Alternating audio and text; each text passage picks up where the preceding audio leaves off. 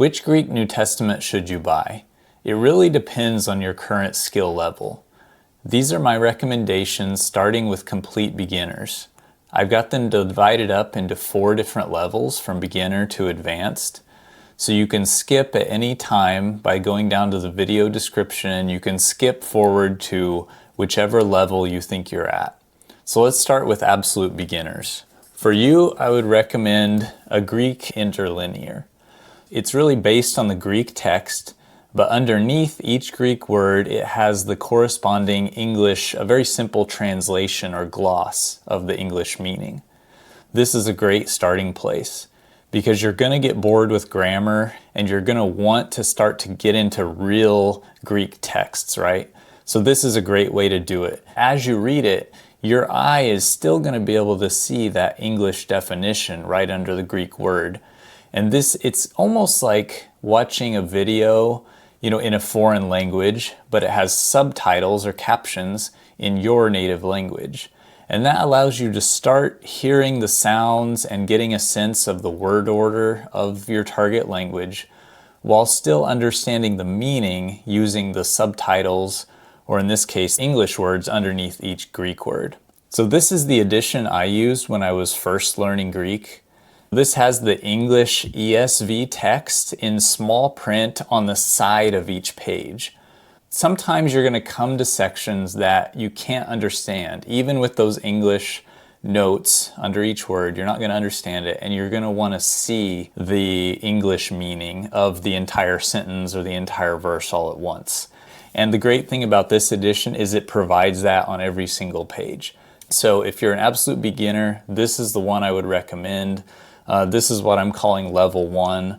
So the link to this book is in the description down below, just like all the others. I just want to pause before we go to level 2 and mention a few things that all these books have in common, all these Bibles have in common. When I started buying Greek Bibles, one of the main things I cared about was the font.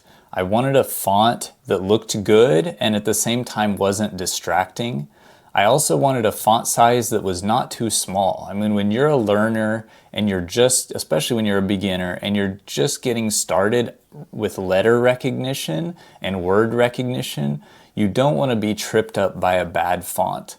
And all the Bibles I'm going to talk about today have a good font. Actually, the font looks identical amongst all these, whether it's this edition, this Interlinear published by Crossway, or the other Bibles I'm going to show you are published by Tyndale House. So here's one of the Tyndale House editions. The font in both of these and all the others I'll describe looks very similar. To me, it looks identical. I can't really tell the difference. So I think they're using the same font, which is Adobe Greek, is what I read online. They also advertise slightly different font sizes. So some of these Bibles on their Amazon listings say one of them is 10.5 font, and I think the smallest one goes down to 9. Now, when I'm reading all of these that I'm going to show you, I cannot tell the difference in font size. So maybe one of them is using a 9 and one of them is using a 10.5, but to me the difference is indistinguishable. Okay, so let's move on to level 2. Once the interlinear reading starts to get a little too easy to you, you feel like, okay, I need more of a challenge, then you can move up to something like this. This is a Greek English New Testament. This is the Tyndale House edition. So this also has ESV and Greek on facing pages. All the Tyndale House Bibles I'm describing today come with this slip cover. So you can kind of leave this slip case on your bookshelf, take out whichever Bible you're using at the time. It makes it look a little nicer, keeps it clean, keeps it dust free. So I like that. So for level 2, once you open this up, you're going to see, like on the left-hand page, it's going to give you the Greek text. On the right-hand page, it's going to give you the ESV translation.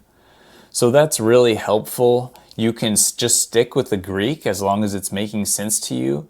But once you hit some spots that you're not sure about, you can just flip over to the English translation. It's nice to do that verse by verse. I normally don't like verse numbers in Bibles. I think it's kind of cluttered. I mean, if you're cross-referencing, it's useful, but if I'm just sitting down to read, I'd rather not have the clutter of verse numbers. But when you're at level 2 and you're using Greek and English on facing pages, those verse numbers are really handy. You know, you get stuck on John chapter 5, verse 4 in Greek, and you can easily just look over to the other page, find English, John chapter 5, verse 4, and read the verse in English, then go back to Greek.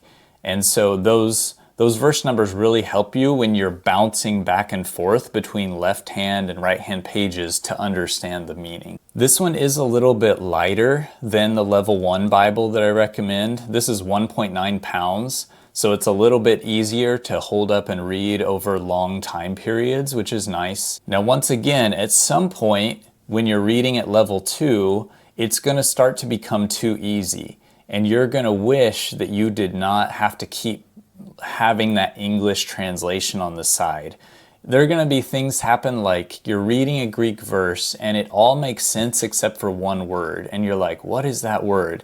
And you can't really understand it from the context. What you really need is just a quick definition, but what you have to do is bounce over to the English side, right, and look at the whole verse and figure out which word matches to that one. And it's just, it gets kind of clunky at some point, okay? And so when you hit that point, you're ready to move up to level 3.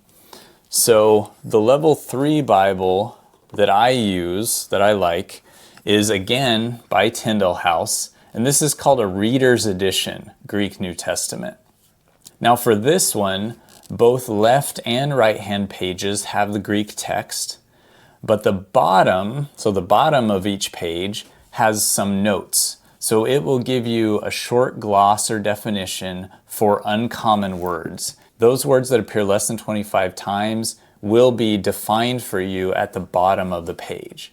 So you're reading entirely in Greek, but when you hit a tricky word, you're just going to bounce down to the bottom of the page, find that word, and find the definition, and okay, that makes sense. There are some books where I still use this for reading, where I'm basically still at level 3. So that would be like Acts and Hebrews are probably the main ones. Maybe some parts of Romans are still tough for me to read without those footnotes. But that's worth mentioning also. It's not like you're entirely at one stuck level for the entire Greek New Testament, because the Greek New Testament has books by many different authors, right? Their own fluency with Greek was very different. If you compare John to Luke, the difference is huge. You could easily be reading John at level 4, but still reading Luke at level 2, or definitely level 3. And that's kind of where I'm at right now. So that's worth keeping in mind. Depending on what book you're reading, you may need 2 different Greek New Testaments so that you can switch it out between harder and easier books.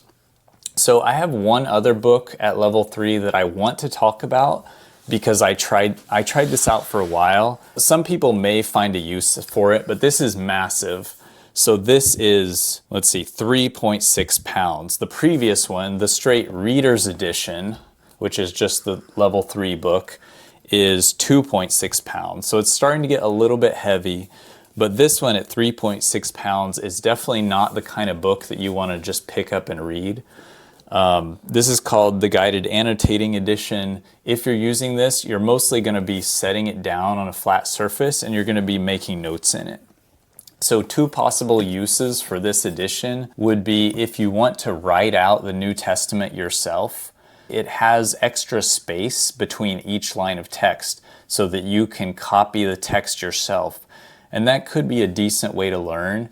I've tried this out for doing like an in-depth Bible study on one book where I'm just going through beginning to end, making notes in the text. I'm marking off words that I want to study in more depth. Maybe there's like a quote from the Old Testament, so I'm kind of bracketing that quote and then with the idea to go and look it up later in the Septuagint, in the Greek Old Testament. This could be useful for some people. I find it has some significant flaws though. So I don't necessarily recommend this. I think for a Bible that you're going to write in the pages, like the intention is that you're writing in it, right, with a pen, there's too much bleed through. The pages should have been thicker for this edition. And I'm sure they just, they wanted to keep the cost down and they wanted to keep the weight down. One other feature it has that none of the others have is these book introductions. So as different New Testament scholars who wrote an introduction for each book, and they talk about some of the typical language that the author uses, the vocabulary they use. Those introductions are not bad, but I don't find them to be that helpful. And they definitely don't outweigh the flaws in this edition. The main flaw being the pages should have been thicker. I mean, that's it. The pages should have been thicker. So now let's move to level 4.